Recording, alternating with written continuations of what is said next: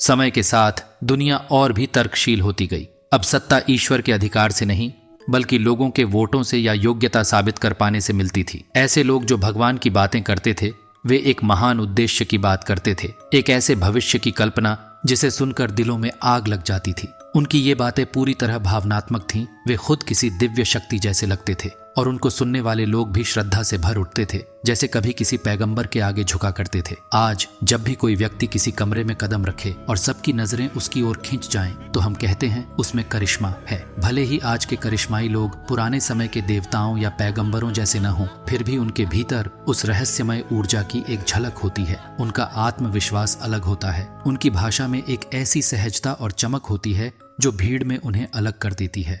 वे एक दृष्टि दिखाते हैं, एक सपना, एक उद्देश्य जो शब्दों से कहीं आगे जाकर दिलों को छूता है। शायद हम खुद भी न जाने, लेकिन उनके साथ रहते हुए हम एक तरह का धार्मिक अनुभव महसूस करते हैं। हम उन पर विश्वास कर बैठते हैं बिना किसी ठोस तर्क संगत कारण के। अगर आप भी करिश्मा पैदा करना चाहते हैं तो इस बात को कभी मत भूलिए, करिश्मे की जड़ें धर्म और आध्यात्म से जुड़ी हैं। आपके भीतर से एक ऐसी ऊर्जा झलकनी चाहिए जिसमें किसी संत या भविष्यवक्ता की झलक हो।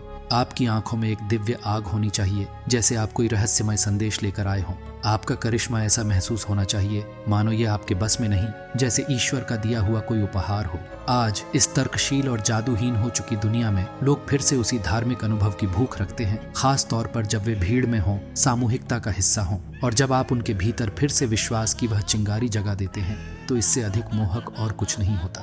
याद रखिए, करिश्मा एक रहस्य होना चाहिए, लेकिन कुछ छोटे छोटे गुण ऐसे हैं जिन्हें आप सीख सकते हैं जो आपके भीतर के करिश्मे को और निखार सकते हैं, या फिर कम से कम उसका आभास तो दिला ही सकते हैं। तो आखिर में याद रखिए, करिश्मा एक आग की तरह है। जब तक उसकी लौ तेज जलती है लोग उसकी गर्मी से खींचे चले आते हैं, लेकिन जैसे ही वह लौ काबू से बाहर होने लगती है वही लोग उस आग में जलाने के लिए सबसे पहले लकड़ियां डालते हैं। भीड़ की मोहब्बत जितनी तेजी से चढ़ती है उससे कई गुना तेजी से नफरत में बदल सकती है। अगर आप इस दुनिया में चमकना चाहते हैं तो सिर्फ करिश्मा से नहीं, उस करिश्मे को संभालने की समझ से चमकिए। कभी तेज धधकिए तो कभी बुझती राख बन जाइए, ताकि दुश्मन आपके खेल को समझ ही ना पाए। क्योंकि जब भीड़ आपके जादू से उबती है तब वह आपकी तबाही का जश्न मनाने से भी नहीं चूकती। यह खेल भावनाओं का है, पर जीतता वही है जो अपनी भावनाओं पर काबू रखता है। अब फैसला आपका है, आप भीड़ के प्यार में डूबेंगे या खुद को भीड़ के गुस्से से बचाना सीखेंगे। चुनाव अभी करना होगा, क्योंकि वक्त किसी का इंतजार नहीं करता, और करिश्मा वह तो एक पल में ऊंचाइयों से जमीन पर ला सकता है।